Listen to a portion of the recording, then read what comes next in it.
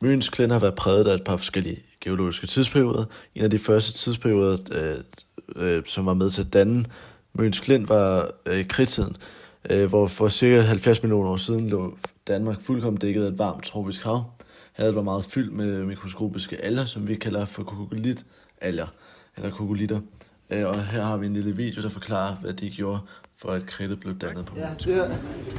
Det er altså det, man kan få kokolittalger. Det er sådan nogle alger, der levede i før i tiden i havet. Så da de døde, så synger de til bunds. Og så efter de dør, så hvis du kommer herover, så kan du se, hvordan de smuldrer. Og så forestiller jeg, at det her så havbunden her, så smuldrer det ned i bunden, og så alt trykket, det presser sammen, og så det er kridtet. Og så er hele Danmark løbet under vand før, så da vandet forsvinder, så er det jo lidt kridtet, der kommer til. Det er jo fordi, de har nogle kalkskaller, og det er ligesom dem, der falder til jorden. Efter kridttiden kom til tertiærtiden. Her var der ikke nogen svovlejringer på Møns Klint. Området lå under vand eller var eroderet. Kridtet blev langsomt dækket andre lag, altså yngre lag, såsom mudder, sand, ler osv. Men mange af de her lag er så blevet fjernet eller eroderet væk siden. Men det har været med til, at vi derfor i dag kan se kridtet på Møns Klint så tydeligt. Under tertiærtiden var der også en masse geologisk aktivitet. Det var blandt andet her bjergkæderne som Alperne og Himalaya-bjergene blev dannet. Den allersidste geologiske tidsperiode, som ramte Møns Klint, var kvartærtiden, som dækker for både Pleistocæn og Holocæn-tiden. Pleistocæn er den kolde periode, altså istiden, og Holocæn er den varme tid, som er den tid, vi også opholder os i lige nu. Under denne tid fik Møns Klint altså sin moderne form. Under Weichsel-istiden, som var ca. 115.000 år siden til 11.700 år siden, var her, hvor der var enorme mængder is, altså en kæmpe gletsjer, som bevægede sig over Danmark og pressede, skubbede og foldede kridtet. Det skabte altså glacialtektoniske opfoldninger, som man ser i dag ved Møns Klint. Isen skrællede nogle steder lag væk, og andre steder skubbede det op i bølger.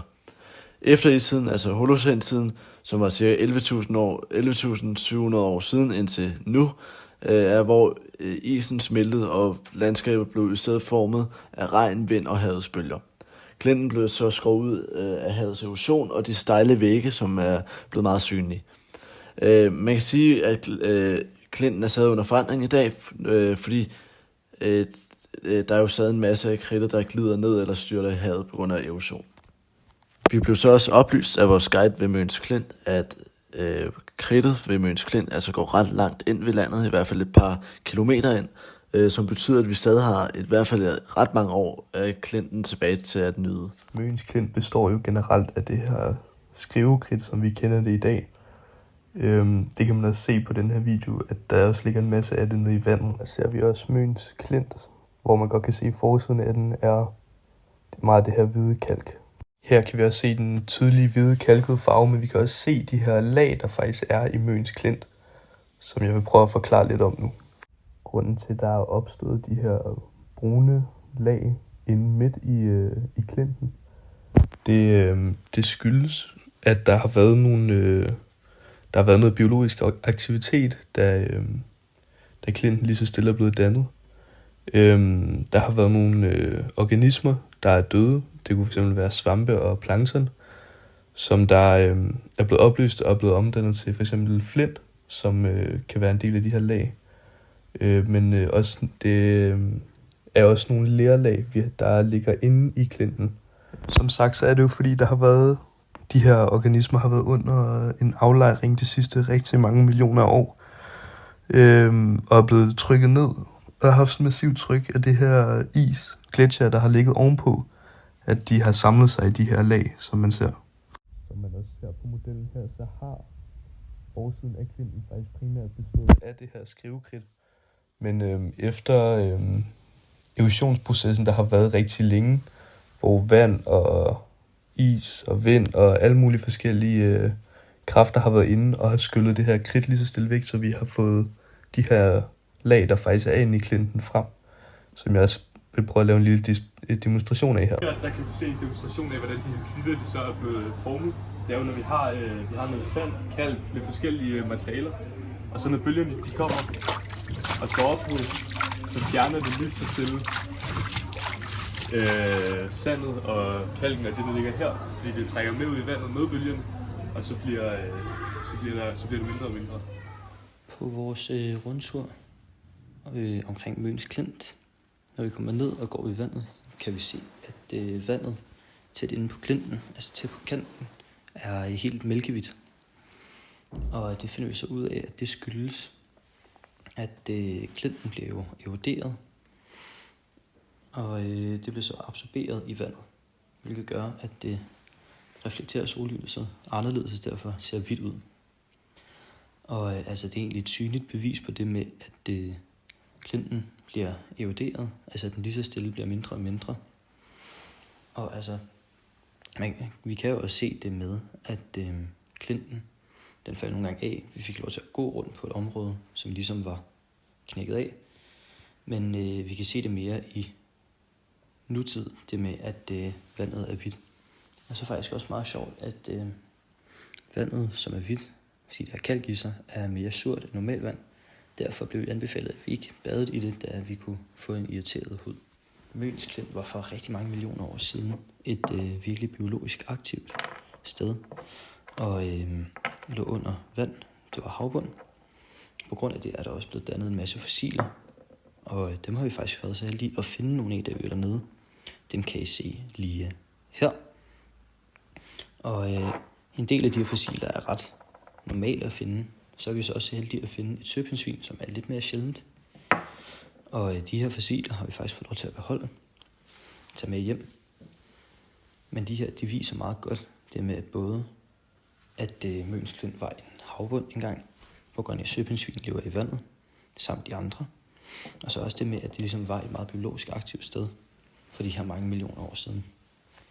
På busturen fra København ned til Møns Klint, der fik vi set en masse af det flotte landskab, Danmark byder på. Og det her landskab reflekterer faktisk rigtig meget af det andet landskab i Danmark, da det er påvirket utrolig meget af istiden. Man kan se tydelige spor af istiden i det landskab, vi ser her. Den største del af Sjælland er jo morænelandskab, der er lavet af istiden, da det ligesom er blevet skubbet fladt og bakket. Og det er faktisk også det landskab, vi kan se rigtig meget af vejen her. Så ja, altså på busturen fra København til Møns Klint var landskabet egentlig ikke super varierende. Dog, da vi så kom ned til Møns Klint, kunne man godt se, at der var stor forskel. Der blev tidligere nævnt noget om glacialtektoniske opfoldninger. Det er altså, hvor der er en sammenhæng til isens påvirkning af jordlagene under og efter istiden, hvor lagene er altså blevet foldet og får skubbet nærmest som om ved tektoniske kræfter. Det er altså ikke ægte tektonik som ved pladetektonik, men isen eller gletsjeren har altså efterlignet de samme strukturer, og derfor bruger man nogle gange udtrykket. Det forklarer vi her i videoen fra Møns Klint Geocenter. Så som vi kan se på den her lille model, så har vi en gletsjer her, og så har vi nogle lag på jorden, og så kan vi se en lille demonstration af, hvad der skete med gletsjeren, de så rykkede sig.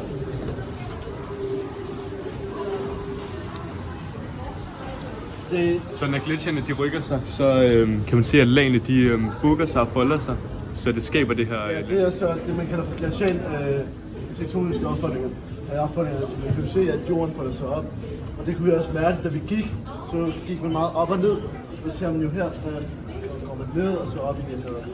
Det er meget godt skolebevis. Under vores tur til Møns Klint fik vi også kort at vide om kæmpemeteoren, som ramte Yucatan-halvøen i Mexico, hvilket forårsagede i masseuddøen blandt andet dinosaurerne, men også markerer slutningen af kridttiden.